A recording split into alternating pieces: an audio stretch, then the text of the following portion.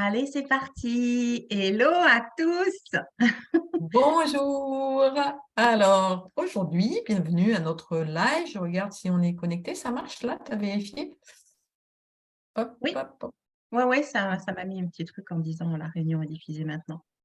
On est en Donc tout direct. va bien. Alors, tout va bien. Ouais, Aujourd'hui, c'est Stéphanie qui va nous parler d'organisation et de planification douce et Oui, parce que ces respectueuse. mots-là, en général, peuvent nous faire encore de l'organisation, encore de la planification. Non, je ne veux pas, je refuse. Je refuse parce que je veux être libre. Oui, exactement. J'avais juste envie de vous faire un petit coucou et savoir si vous êtes en forme pour ce beau début de semaine. Parce qu'à chaque semaine, moi, j'ai cette intention-là de mettre à l'intérieur, justement, de la joie. Donc, j'espère que ce sera la même chose pour vous. C'est aussi pour ça qu'on fait ça le lundi. Voilà. Et Moi, donc là, c'est bon. effectivement, on parle d'un sujet, c'est s'organiser. Parfois, ça nous fait un peu grincer des dents parce que faut dresser des to-do list et il faut faire ceci parce qu'autrement, tout part en cacahuète. Et tu connais bien, j'ai une expression que j'aime bien. Il faut être dans le flow, mais pas dans le flou. Oui, c'est vrai. Oui, c'est vrai. Et moi, j'ai tendance parfois à être dans le flou, en croyant que c'est du flow. Mais c'est pas pareil. Oui, mais je crois qu'on l'est tous. Parfois, quand on a envie de se laisser embarquer comme ça ou débarquer, ça dépend dans quel esprit on est. Mais on a juste envie de profiter de l'instant. Mais c'est pas être dans le flou complètement. C'est être dans le flow, voir ce qui est juste pour nous quand on le fait à ce moment-là. Mais en même temps, c'est quand même être dans une sorte de cadre, j'ai envie de dire, Ouais. en étant dans son rythme. C'est ça, parce que sinon on tombe dans la procrastination vite fait, en fait. Ah oui, Si complètement. on ne se met pas un peu de rigueur, eh ben, on finit à tout remettre au lendemain. Exactement. Et on revient à Et notre case départ de début janvier. c'est ça, c'est ça. Et donc, s'il y avait déjà un premier tri déjà à faire dans ce qu'on aurait tout à faire, je pense que cette to-do list, elle est quand même importante pour des choses qui le sont. Ce que vous allez devoir faire dans votre quotidien, comme faire la vaisselle, vous laver par exemple, c'est des automatismes. Donc là, vous n'avez pas besoin de le noter sur votre liste. Bon, je crois que Valérie, t'es figée. Bon, je vais continuer. Et de ce fait, vous n'avez pas besoin de créer cette to-do list avec ça. En revanche, ah, ça y est, t'es revenu. En revanche, quand vous avez d'autres choses à faire, par exemple à répondre à des emails, ou alors à aller chez un médecin, ou alors avoir un rendez-vous avec un client peut-être, etc., etc. Là, il est bon de se faire une petite liste parce que ça nous permet aussi de le poser sur le papier et de ne plus l'avoir dans notre cerveau. Donc, ça nous enlève de la charge mentale. Donc, ça, c'est plutôt cool. C'est un aspect vraiment très cool. Donc, moi, j'ai un cahier où je mets tout dessus et je mets tout ce que je pense enfin, ce que je dois faire et que je dois penser. Et après, tu rayes au fur et à mesure. Et après, je raye au fur et à mesure. Et puis, il y a un truc qui est vraiment important que tu as dit dans un de nos lives, c'est de ne pas sous-estimer le temps de chaque tâche. Exactement. Parce C'est que là où je ça, moi, voulais, ouais, c'est là où je voilà. voulais en venir. Parce que dans notre to-do list, on a des choses qui nous prennent plus ou moins de temps. Ce que je suis amenée à dire, c'est que tout ce qui nous prenne 2 minutes, c'est le faire tout de suite. Comme ça, tout ce qui est traité et qui nous prend 2 minutes de temps, c'est fait. Mais avant de savoir que ces tâches-là nous prennent que 2 minutes, c'est d'aller décortiquer la tâche. Par exemple, on se dit, aujourd'hui, j'ai reçu 10, 20 mails. Ça va peut-être me prendre 2 minutes pour traiter les mails. Ou Sauf que pas. si on regarde à l'intérieur de chaque mail, donc il faut déjà aller regarder à l'intérieur de chaque mail. Il y en a effectivement vont vous prendre 3 secondes. Celui-là, il ne m'intéresse pas, je le supprime. D'autres, par contre, va vous demander une certaine lecture. Donc, on va adapter à chaque fois au temps passé, même par rapport à la lecture. Et faites un schéma grossissant, hein. Moi, j'ai toujours tendance à dire, on fait au pire. Comme ça, au moins, on est toujours au mieux, dans la temporalité en tout cas. Je vous donne un autre exemple sur la temporalité. C'est comme des fois quand on se dit, je vais à un rendez-vous, j'en ai pour une demi-heure. Mm. Oui, le rendez-vous en lui-même, on en a pour une demi-heure. Et encore, il y a des fois, on a 5-10 minutes de temporis qui décale. Donc, il vaut mieux prévoir 40 minutes, mais on sait que notre entretien va prendre 30 minutes. Comme ça, on sait qu'on a une petite marge. Mais au-delà de ça, on a le trajet aller et on a le trajet retour. Ça veut Ouais. dire que quand vous partez de chez vous et que vous dites à votre famille, oh, bah, j'en ai juste pour une demi-heure, je reviens. Bah, eux, en tout cas, leur temps de non-présence de vous, eh ben, ça va durer quasiment le double, selon le Ouais. temps de trajet. Et puis des fois, on voit le trajet de porte à porte, alors qu'il faut quand même qu'on aille jusqu'à notre voiture et qu'on trouve une place pour se garer. Donc Oui. en fait, c'est pas être dans le déni de toutes ces minutes, parce qu'après, finalement, on court après le temps toute la journée en se disant, mais comment ça fait que ça passe pas? Ouais, c'est Mhm. qu'on n'a pas pensé à mettre des marges. À mettre des petites marges, ouais. Donc, c'est pour ça, quand je dis, il faut toujours mettre au pire pour être au mieux. C'est vraiment ça, hein, c'est de se dire, ben, je rajoute un peu de temps s'il y a un imprévu. L'imprévu se prévoit. Dans toute organisation, l'imprévu se prévoit. Et quand j'étais manager, je prévoyais toujours un temps. Parce que quand on a des gens qui passent, c'est comme dans la famille, vous voulez faire par exemple un gâteau enfin, ou cuisiner. Ben, peut-être que vos enfants viennent tout le temps vous solliciter. Donc en fait, vous commencez un bout, vous en refaites un autre, et puis ben, du coup, la tâche prend le double. Mm. Et puis si on ne veille pas aussi à ce bouffeur de temps ou ceux qui nous distraient, on se met sur une activité en disant j'en ai pour une demi-heure, mais entre-temps on est parti scroller sur notre téléphone, comme on disait, et le truc il dure beaucoup trop longtemps. 3 heures. C'est exactement ça. Mais je crois que enfin, à aujourd'hui, je pense que quand on se met sur une tâche, celui qui nous prend le plus de temps, c'est le téléphone. Mm, Voilà. Les notifications. Je vous invite vraiment à, quand vous devez vous fixer sur quelque chose, à poser votre téléphone, quitte à le poser pendant 2 heures, c'est pas grave. mm. Ou le mettre en mode de travail, il y a des fonctions comme ça qui sont cool, c'est mode travail, il n'y a rien qui nous dérange. Mode avion. Voilà. Mhm. Mm. Sauf si vous attendez un coup de téléphone important, mais autrement, évitez les notifications, tout ça, qui peut être perturbant. Parce que même si on se dit, bah non, je le mets là, à côté de moi, et je vais pas le regarder, il y a toujours, si on entend un petit ting, du coup, on jette un petit coup d'œil. Et là on Du est coup, cuit. oui, parce qu'en plus, ça nous déconcentre de notre tâche, ce qu'on est en train de faire, et le temps de se recentrer, ben, il y a toujours ben, une perte de temps là-dedans.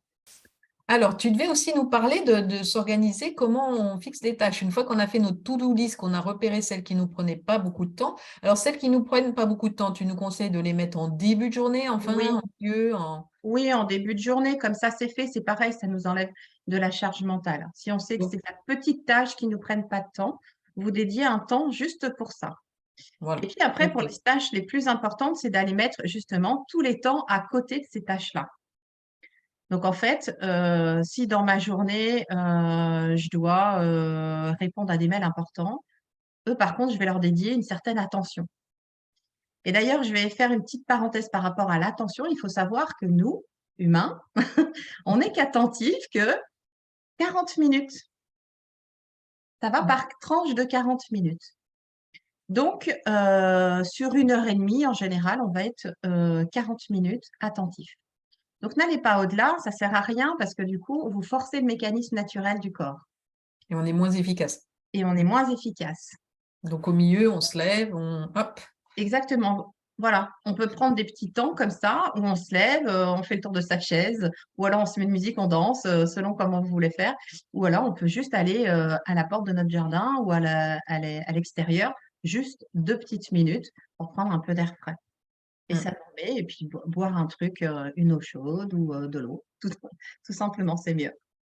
Euh, et donc, par rapport aux choses importantes ou pas importantes, vous avez aussi la méthode qui s'appelle la méthode Eisenhower. Ça, vous pouvez trouver facilement sur Internet, qu'il sépare les tâches en 4 sphères.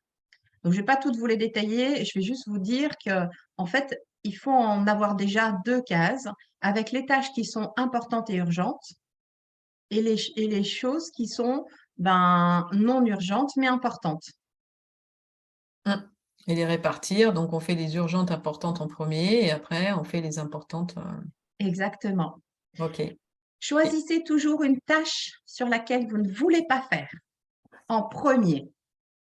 Oh non, celle-ci, j'ai pas envie de la faire, ça me saoule de remplir ce dossier. Par exemple, les impôts. Ça, c'est un truc qui est chiant. Donc, Et bien donc, souvent, sur les impôts, on va se faire taper sur les ouais, doigts. on va se faire taper sur les. Non, mais c'est un truc sur lequel enfin, on n'aime pas remplir, c'est l'administratif. Alors, on va prendre l'exemple de l'administratif. Ouais. Quand il faut remplir des dossiers administratifs pour n'importe quel organisme.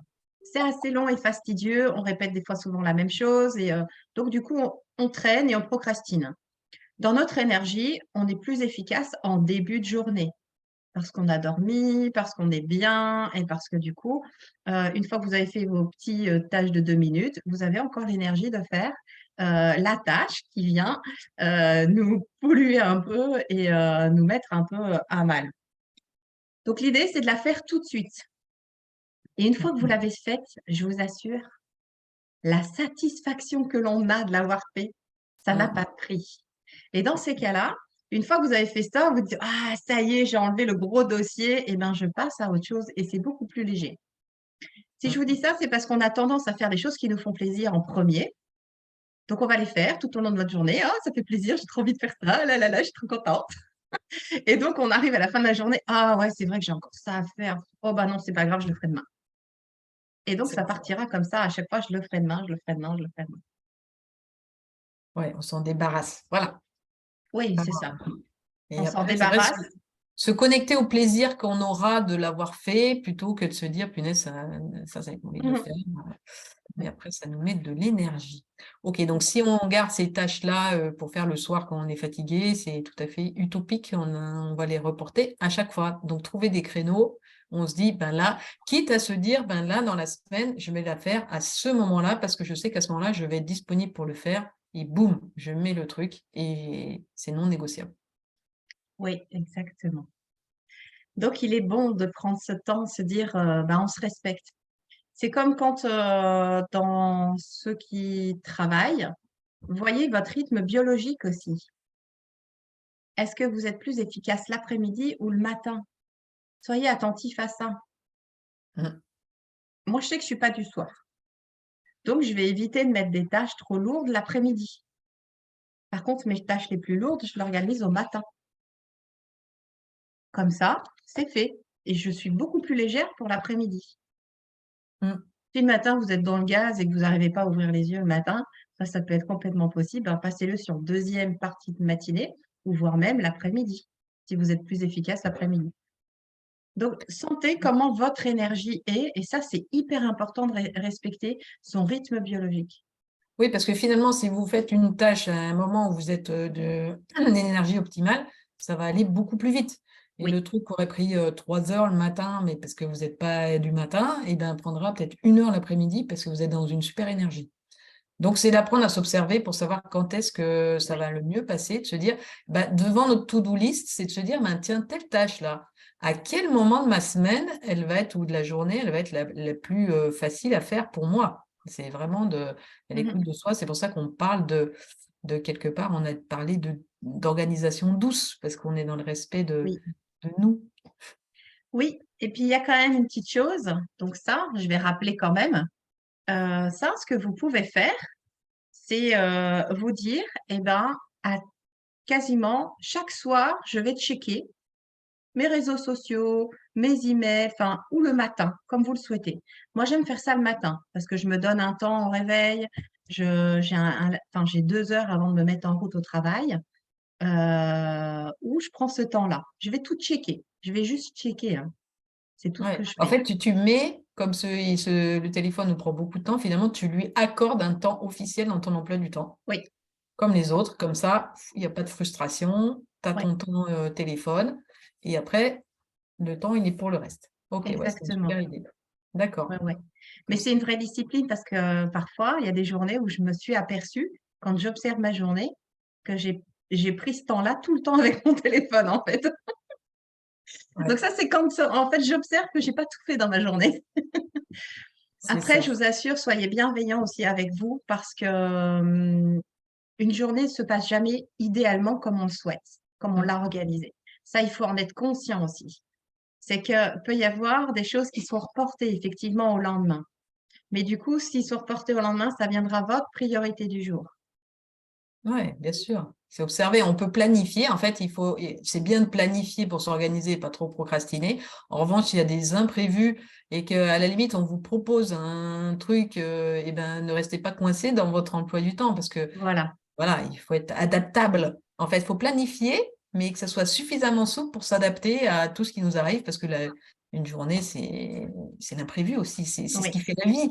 c'est ça. Et imaginez que j'ai prévu de travailler toute la journée, puis qu'il y a Stéphanie qui me dise waouh, je suis à Grenoble aujourd'hui. Je vais pas dire non, non, non, mais attends, j'ai mon programme, tant pis, je te vois pas. Non, c'est chouette. Je rebondis sur cette opportunité et je réorganiserai le reste après. Exactement, il faut rester adaptable.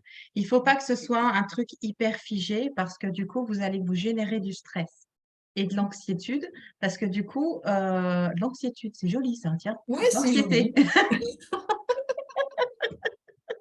Bon, j'ai voulu faire plénitude, anxiétude, je ne sais pas, mais et l'idée, c'est vraiment de se dire, je l'ai écrit ce que je voulais faire. Donc ça, c'est OK, je l'ai écrit. Il ne faut pas que je m'enferme dedans.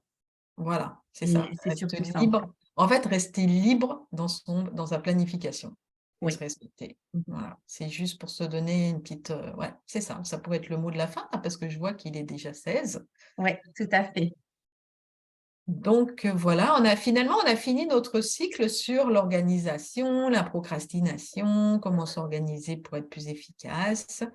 Euh, et on va passer à d'autres sujets après.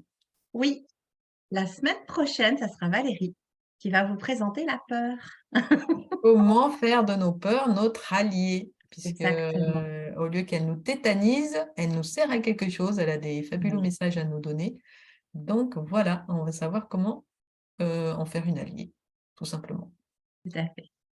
Bon, Merci de nous suivre. C'est toujours un plaisir pour nous. On est des enfants quand on commence. Je crois que des fois, on devrait filmer un petit peu comme on est avant, juste pour leur montrer un petit peu. voilà. Alors, bonne On semaine à tous. on vous embrasse. Ciao, ciao.